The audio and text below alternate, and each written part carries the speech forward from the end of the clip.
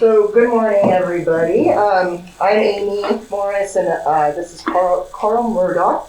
We're with the Pima County Public Library, and we are here at the Tucson Festival of Books for the teen and tween audio interviews, and we're here with Mansfield Middle School. Yeah, what's your favorite cartoon? What's my favorite cartoon? Oh, these are the probing questions. I grew up watching Tom and Jerry. That was it's funny because my mom came from Puerto Rico, and so she learned how to speak English watching cartoons, Tom and Jerry, and she watched a lot of soap operas. So it was General Hospital, Life to Live. So whenever I think of any cartoons, I think of Mom and Tom and Jerry. That was her thing. Okay, I'm sorry. What songs have stuck with you throughout your life? What songs have... Oh, well, I love music. So for every book that I write, for the most part, I'll create a playlist for it. So each book or each, there's a list of songs that I love. And so, I don't know, what's one song or any song? Whatever you like. I guess right now, what I've been listening to is this singer-songwriter named Moses Sumney. Sumney, I think his last name is. Anyway, it's really beautiful, beautiful music. And I'm also listening to Helado Negro, who another singer-songwriter, and it's very melodic kind of music, because I think I need to calm it all down. But if not, if I want amp, it's Bad Bunny 24/7. If I want some energy, it's Bad Bunny. How did you get the idea for this book? So my idea for Never Look Back, it came to me, first what happened was Hurricane Maria happened to Puerto Rico, right? And I'm Puerto Rican, I have family who lives there, and right at the time when Hurricane Maria was landed in PR, we couldn't locate my uncle, who was 80 years old at the time. I think he was 82, and he lived in the mountains of Puerto Rico, and we couldn't really locate him. And we had to go on social media, and we were like asking anyone because we couldn't really go fly out there, and it was really upsetting what was happening with the government and lack of resources that were given to them. And so that was the beginning of the trauma, I think, that would happen, not only with me, but with a lot of people who live on the island. We're still dealing with a lot of things that they're missing, missing roofs, missing resources and stuff like that.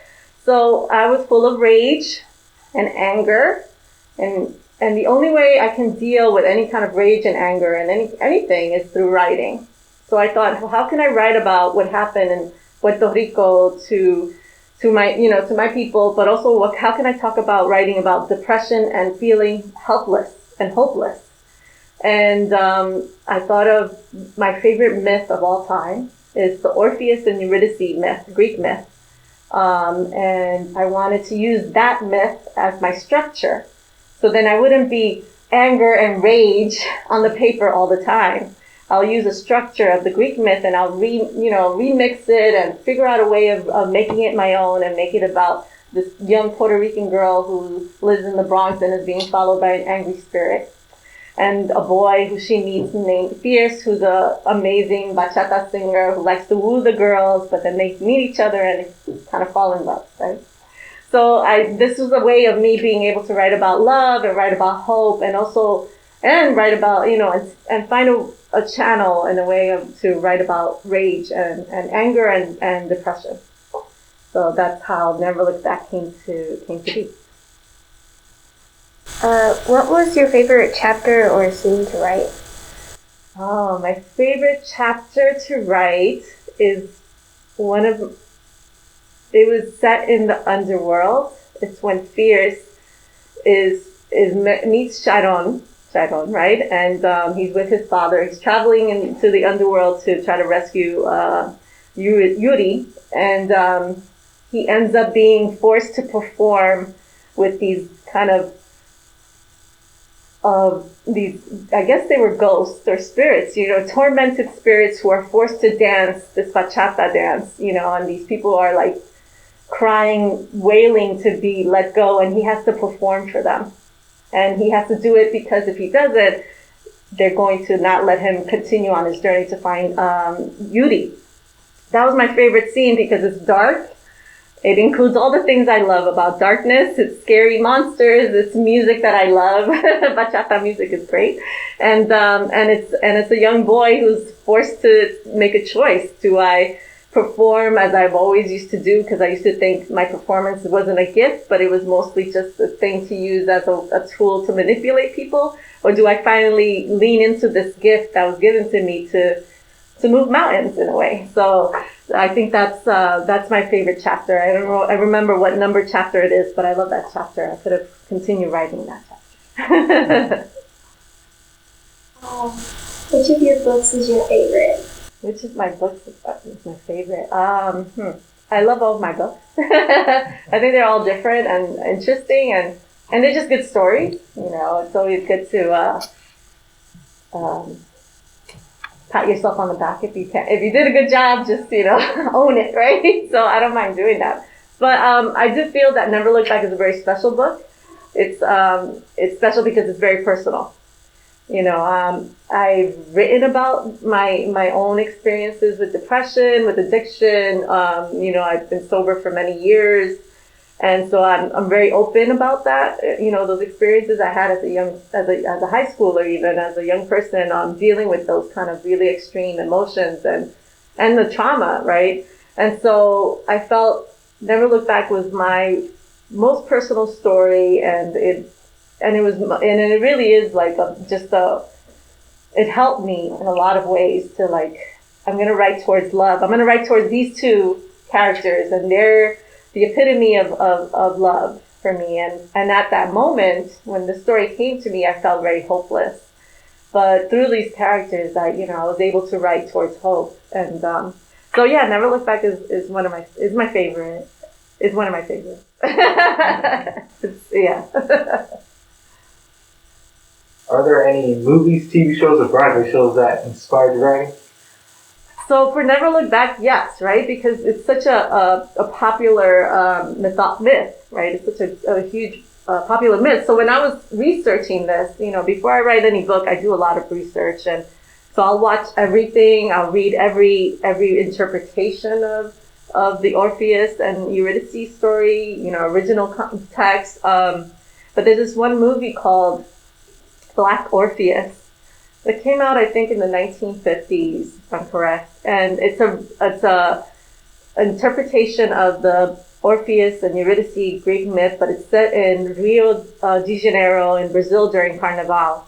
And you have these two beautiful young lovers, and it follows the tragedy completely. And I love that movie. I watched it when I was way too young. I think I shouldn't, I didn't understand it really. I didn't even know it was a Greek myth, honestly. But I watched it when I was way too young, and then I've rewatched it throughout the years. And as I read this, when I was writing this and doing the research, I rewatched it again, and I still cry every single time.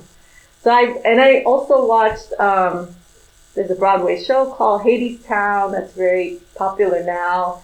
And I did get to watch it. I was lucky to get to watch it before pandemic.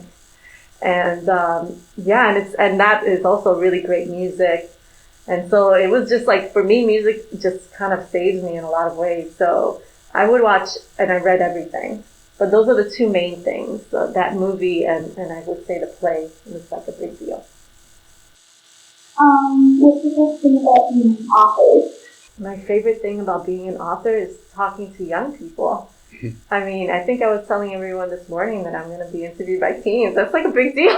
I mean, who cares about newspapers? I want to talk to young people. I think I spent yesterday just talking to high school students. I miss that so greatly. School visits and, it's different. I've been doing it on, virtually for these past 2 years, and it's not the same. I need that connection, and, I write for kids. So how am I supposed to write for kids if I'm not, I can't look at my own daughters tell them to, give me some ideas. I have to, connect with people in real time. So this is my favorite thing is talking to young people. Do you have any regrets related to the book or to this book? Oh, regrets. No. If you're an artist, you see the work that once it's published, and you could always go back and edit. Sometimes if I'm reading it out loud, I'll take a pencil and I'll edit it down still, even though it's published. But, you let go after a point. There's, the book is sent to the editor or it's sent to the publishing house, and then you just let it go. And then I start thinking of other books that I want to write. And so the book is a capsule, and it's a mark of my time and experience at that time as a writer, whatever that moment is, and that's a snapshot of it. And I'm happy that it's in a form that can be received. It's an audiobook, it's an ebook, but it's also in a hardcover, but it's a snapshot of that moment in time. Is it easier to write from Ulysses or Eurydice's perspective? Oh, so it's written in two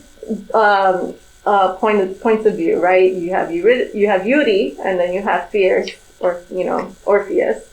The easiest point of view was writing Fierce point of view, because I don't know, it just came a little bit more natural.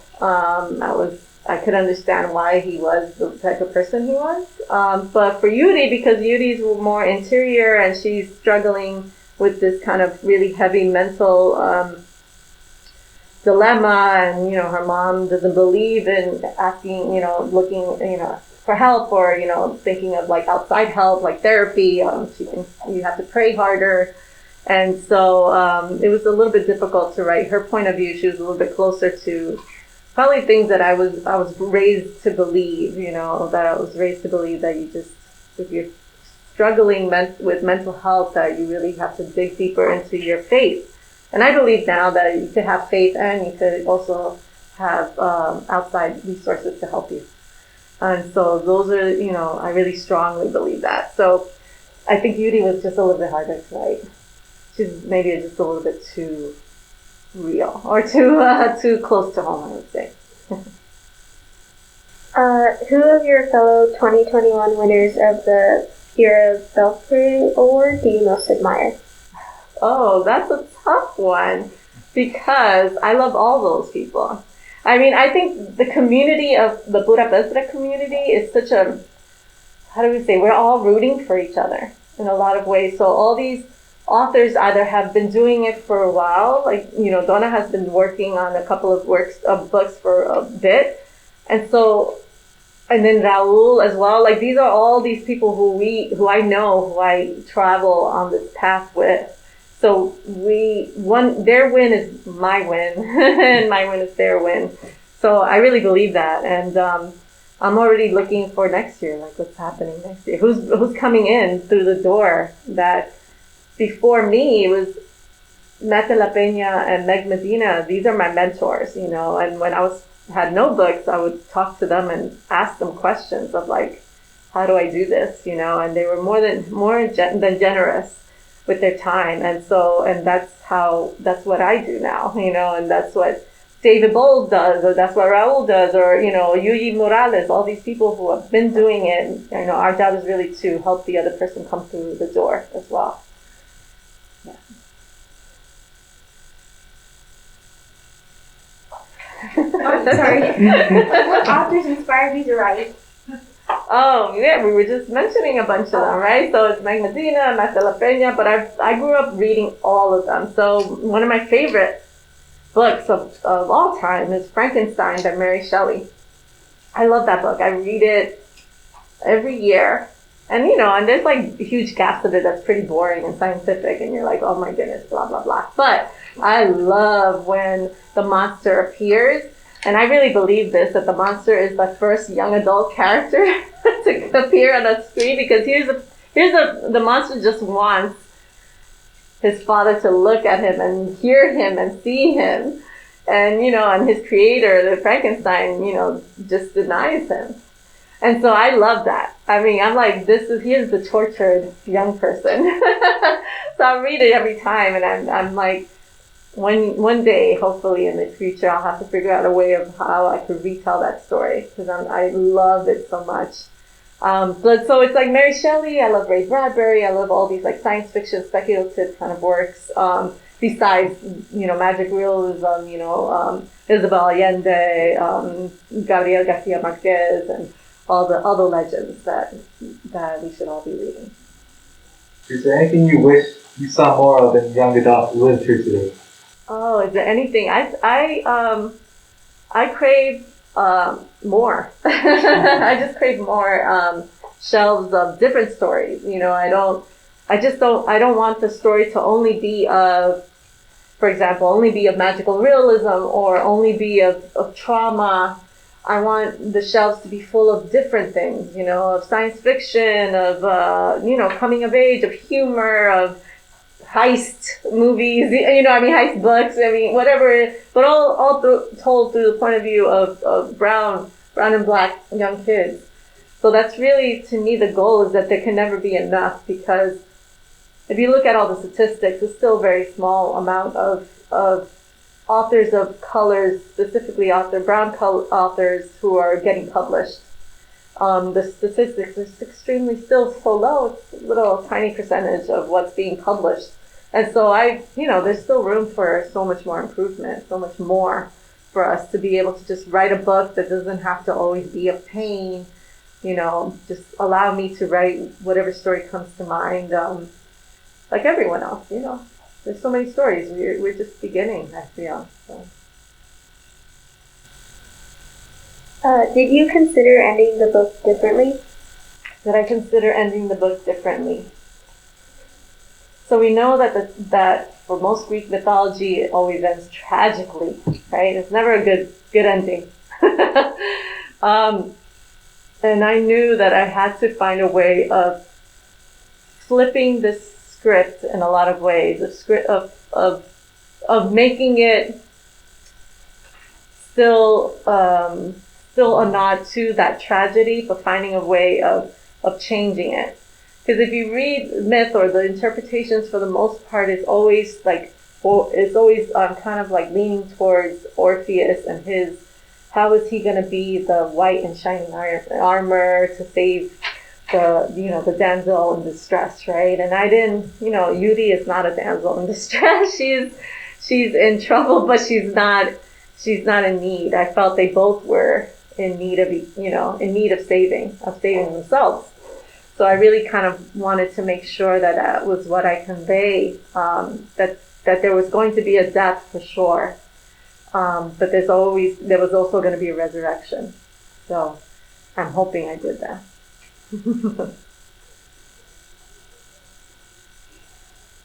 What did you mean when you wrote in the description that music would always be good? Oh, I really believe that. Music has always saved my life. I grew up in a family, Puerto Ricans. My family, we didn't really have much money, but there was always music going on, We would listen to a lot of salsa music. We would sing church music, but we would also sing regular, it was always a party. But I just felt like even in the midst of what could be really sad, huge sadness or real depths of sadness or despair, there was always music there. There was always happiness. And so that's why I'm always creating a playlist for my books, because it's like the journey. Like music really does take you into a journey. And so, especially with Never Look Back, of course, bachata music was a big deal. A lot of these kind of lamentations, that was occurring. I also feel like music is kind of like a spell where you like start incantation, wait, I can't even say the word. Spells that you could just continuously bring up and up, So, yeah, I love music. Do you have a personal connection to the Bronx? Yes, I do have a personal connection to the Bronx. I'm from the Bronx. My family still lives there. My books are all set in the neighborhood that they live in. They live on 149th Street in the Hub, and my whole family lives around there. So it's like they all have walking distance. You know, my uncles, my aunts, my cousins, everyone lives in the same vicinity. I live in Los Angeles, very far away from them. But my heart is always in the Bronx. So I'm always traveling back and forth. And obviously during pandemic, not as much, but it used to be I would go there once a month at least. And my parents are they're older and elderly, they don't travel. And so all my stories seems to be like a longing to connect back to my home and to maybe even rewrite what that world looks like. You know, if I was living in a world that was really dark, perhaps, like I'm always trying to search for the goodness in that space. And so that's why I love writing those, you know, these stories set in the Bronx for the most part. These are love letters to the home that I might have lived in or wish to live in. What was challenging about writing about Hurricane Maria? The challenge was reading about how it devastated so many people. I think there was a mention of it in the book. There was a New York Times article that had said how young people who had gone through New York, you know, Hurricane Maria, whenever there was a storm or rain or anything, they stopped talking. Like young kids that just stopped talking, like the trauma of that experience. You know, and I traveled to Puerto Rico, you know, a couple of times after Hurricane Maria, and my job is always to speak to sources, you know, to speak to people who have gone through it, not just family members, but actual, you know, other people. And everyone's so, you know, so willing to talk up to me about that time. But you think of it, and it just does seem very surreal. Like not only just the storm elements of it, but even the aftermath of it, of the surrealness of how, if you look at all the images or the reports that came out, it's like thousands, you know, people lining up just to try to get gasoline or just trying to find water or, you know, all these things that everyone takes for granted, you know, in the U.S. And this idea of we're all connected, right? So this small island, it's not just a small island, it's how you take care of people on this island is how you're going to take care of everyone. And it was disturbing to see how the lack of empathy occurred in you know, in our government when it came to how we treated this one disaster, you know. Even neglecting, even denying the amount of people who died. Saying, no, that's not how many people died. Like, to me, that's horrific on so many levels. So how do I write about that? I have to find a way of, it's not even like this idea of I'm the voice of anything. It's my idea of like, how do I write through that, like pain, you know, and hopelessness. Again, it's always like this idea of hopelessness. Oh no, there is hope because I know for a fact, because I mentioned earlier, and I'll end quickly, is like I mentioned earlier how my uncle was missing. And we took to social media and we were like tweeting and Facebook, everything, like, please help me. Here's his coordinates, you know, of how to find him. And this one person who was on the island, this DJ, who out of the goodness of his heart went looking for my uncle, found him, took a video of him, gave him all this stuff. Here's some water. Here, do you need anything? And sent the video to us. Like, then I knew that there's hope. This person didn't owe us anything. He didn't know us. Here's the person who, out of the goodness of his heart, was going around the island locating people. So, I don't know. Like, to me, that's humanity there. That's hope right there. You know. Sorry, that was a big tangent, but... You kind of answered this question already a few times, but what was your experience during Hurricane Maria? I did have this one experience that was interesting. Because I was at home in the Bronx with my parents when Hurricane Maria was landing in Puerto Rico, and my parents were in the living room watching Puerto Rican news channel. and they're seeing what was happening. And I had to travel to, I think, Boston after that because I had a book coming out. I forgot which book. So it was a very surreal moment at the time because I felt like, here's my parents, I'm trying to console them and like, oh, it'll be fine. But we weren't sure what was going to be the aftermath. And then going to a Boston book event and trying to sign books or something. And then someone asked me, this woman came up to me and said, oh, you're Puerto Rican, right? And I go, yeah. And she goes, how's your family doing? And I almost burst into tears because I'm trying to put a front of like, oh, everything's good. Here I am signing a book, even though my mind is in the Bronx or the Puerto Rico or wherever it was. And this woman connected with me, and it just sort of made me stop to think that, that was happening. It was really a really touching moment to have that connection with someone. So that's how it felt, like you're trying to, it's like walking through molasses, it felt like it was just trying to go through something that's happening and be present, but also your mind is somewhere else, it felt that way. What does the Llorosa represent to you?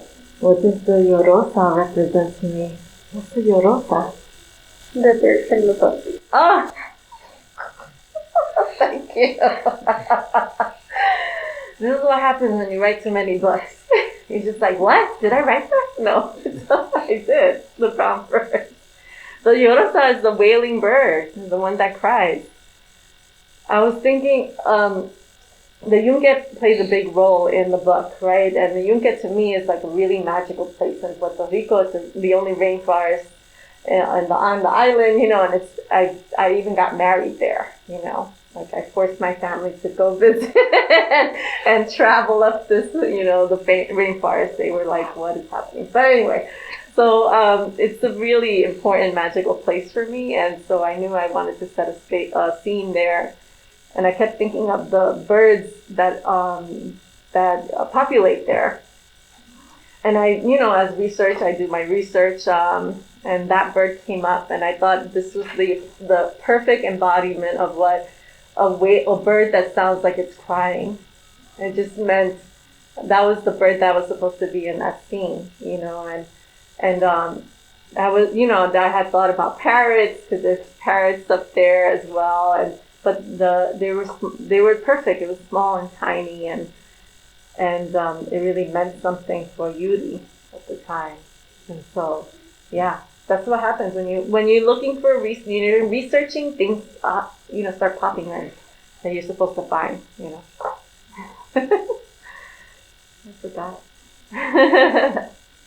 What are your views on the Puerto Rican independence? Oh, what are your views about Puerto Rican independence? Oh, that's getting political up in here. Well, I come from a family that's very pro-independence. I was raised in that. I'm very much like Fierce's father. Very much about here's a history book. Well, here's another book to offset what you might have been taught. I was raised that way. But at this moment in my life, I really strongly believe that the only people who have the right and the voice to speak about Puerto Rico are those that live on the island. They have a really strong youth movement down there. There's activists and people who have been at the forefront. But before I used to be like, no, pro-independence all the way. But now, maybe because I'm getting older, I'm more like, I don't have this is not on me to make that decision. It's really on the people who live there, because I don't live there. I am far from Puerto Rico as possible, and I don't know what life is like living there day to day. So I leave those kind of big decisions or big questions, I leave that to those that live on that island. Thanks for the question, though. Who was the first person to read your book before it was published? Who was the first person to read my book? Oh, the first person to read my book is, it's not very sexy, but it's my agent. My agent reads my book. He reads all my my books and lets me know if they're any good, if he's going to be able to sell them. I knew this book was going to be good, so I was like, it's going to be great. And then gives me notes, so every time I have a new book, he always gives me notes, and I have to rewrite it. So yeah, I used to have I used to be in a book club, not a book club, but a writer's group, and I would share my work with them, but I don't anymore. I'll share a little snippet of do you think this is a good idea to my co-authors, fellow authors, and ask for their input. But reading a book is a big commitment, and a lot of people don't have time. So my agent is forced to read my stuff. So yeah, he's my first reader. Is that it? Oh boy. These are good questions. Thank you so much. Intense. You guys are grilling me. Wow, I wasn't prepared. Thank you so much for all the questions. They're very good questions. I have a follow-up question. Yeah. What was your playlist with Never Look Back? Oh, it's all bachata music. It's Romeo Santos. It's Juan Soriano. It's a lot of Dominican, singers from Dominican Republic, and then maybe one Bad Bunny in there. You gotta put the Bad Bunny song in there just to live it up, Do you have it on Spotify? I do have it on Spotify for sure. It's up there. I think under Bloomsbury, they put the playlist under them. Oh, okay. I don't understand why everyone should have a playlist. What are you listening to? Or there's things that inspire. And I feel like with music, I always have to listen to it, and then I'll turn it off and I'll begin writing. Yeah, thank you, Mansfield Middle School, and thank you, Lilliam, Thank for being here, you. taking the time for the interview. We appreciate it. Well, I appreciate it. It was a really great question. Thank you so much.